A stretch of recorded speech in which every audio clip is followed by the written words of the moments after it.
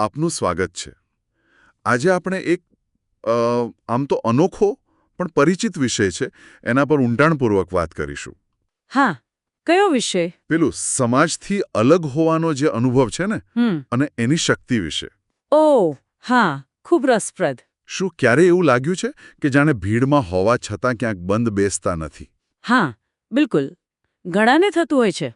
તો આપણી આ ચર્ચા ઓલ્ગા ખઝાનના પુસ્તક weird the power of being an outsider in an insider world એના સારાંશ પર આધારિત છે. બરાબર. આપણે એ સમજવાનો પ્રયાસ કરીશું કે સ્ત્રોત મુજબ આ જે અલગતાની લાગણી છે એ નબળાઈ નથી, હા, પણ એક છુપાયેલી તાકાત છે. એ કેવી રીતે? ચોક્કસ. આ પુસ્તકનું મૂળ વિચાર જ એ છે કે સમાજના દબાણ વચ્ચે પણ આપણી જે વિશિષ્ટ ઓળખ છે એને અપનાવવી એ કેટલું શક્તિશાળી હોઈ શકે. ચાલો ત્યારે આ વિચારની ગહેરાઈમાં ઉતરીએ. શરૂઆત કરીએ એ લાગણીથી જે કદાચ ઘણાને પરિચિત હશે. હા. સ્ત્રોતમાં વર્ણવ્યું છે એમ કોઈ રૂમમાં પ્રવેશતા જ એવું લાગે કે જાણે આપણે કોઈ અલગ જ ગ્રહ પરથી આવ્યા છીએ. હા. અને બીજા બધા જાણે એકદમ ભળેલા લાગે, એક જ ભાષા, એક જ વિચાર. બરાબર. અને એ અનુભવ આપણને ઘણીવાર અસ્વસ્થ કરી દે.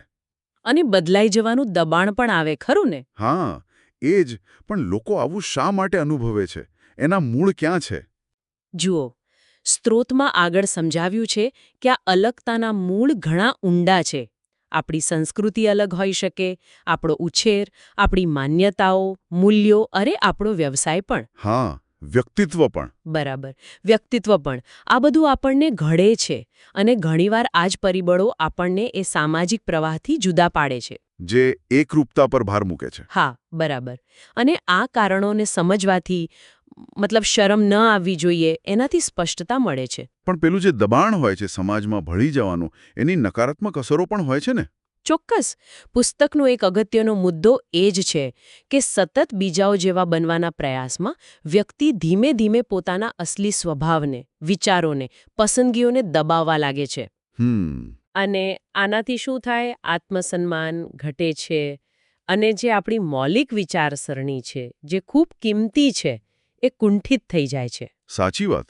તો પછી આ અલગતાની સકારાત્મક બાજુ શું છે? એ શક્તિ કઈ રીતે બને?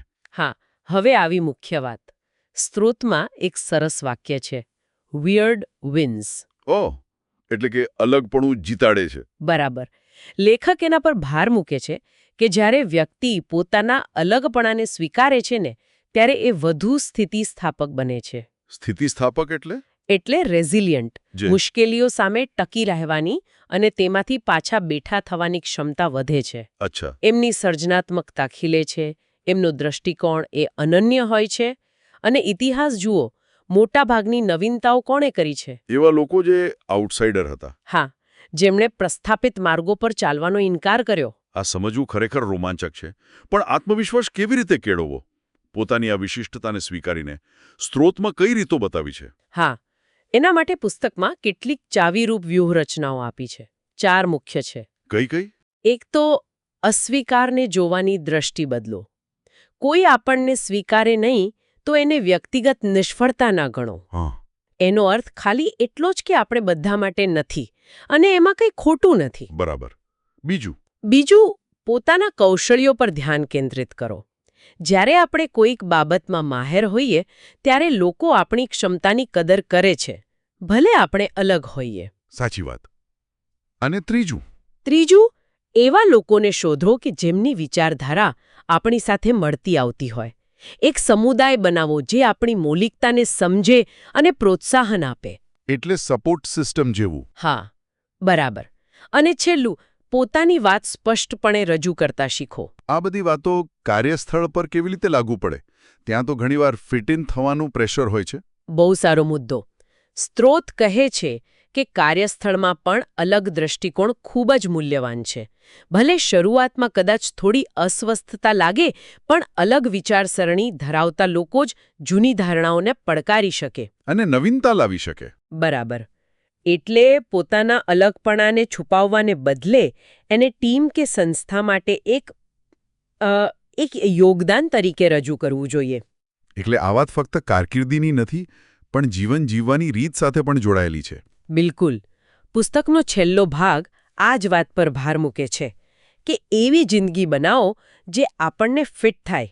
આપણે સમાજના માળખામાં ફિટ થવાની કોશિશ નથી કરવાની. સફળતાની વ્યાખ્યા પણ પોતાની હોવી જોઈએ. હા, સમાજના ધારાધોરણો નહીં, પણ આપણા પોતાના મૂલ્યો અને અંદરના સંતોષ પર આધારિત. તો આખી ચર્ચાનો સાર એમ કહી શકાય કે અલગ હોવું એ નબળાઈ નથી, પણ એક શક્તિ છે. હા, અને એ માત્ર સ્વીકાર્ય જ નથી, પણ સમાજની પ્રગતિ અને નવીનતા માટે જરૂરી પણ છે. સ્ત્રોત યાદ અપાવે છે કે દુનિયાને આગળ વધારનારા મોટા ભાગના લોકો શરૂઆતમાં ભીડથી અલગ ચાલનારા જ હતા. જેમણે સ્વીકૃત વિચારો પર સવાલ ઉઠાવવાની હિંમત કરી. બરાબર. અને અંતે સાંભળનાર માટે એક વિચાર મૂકી શકાય. સ્ત્રોતમાં વિચિત્ર માર્ગદર્શકો એટલે કે વિયર્ડ મેન્ટર્સ શોધવાની વાત છે. એવા સલાહકારો જે પોતે કદાચ બિનપરંપરાગત હોય પણ જેમની પાસે અનન્ય દૃષ્ટિ હોય. સાચી વાત. અને પેલું કોડ સ્વિચિંગ બંધ કરવાની પણ વાત છે. હા, એટલે કે જુદા જુદા લોકો સાથે ભળવા માટે પોતાના અસલી સ્વભાવને સતત બદલતા રહેવાની વૃત્તિ. બરાબર. તો આ વિચારોના આધારે કોઈ વ્યક્તિ પોતાની વિશિષ્ટતાને વધુ અપનાવવા માટે આજે કયું એક નાનું પગલું ભરી શકે? કદાચ એ નાનકડું પગલું જ મોટા પરિવર્તનની શરૂઆત બની શકે.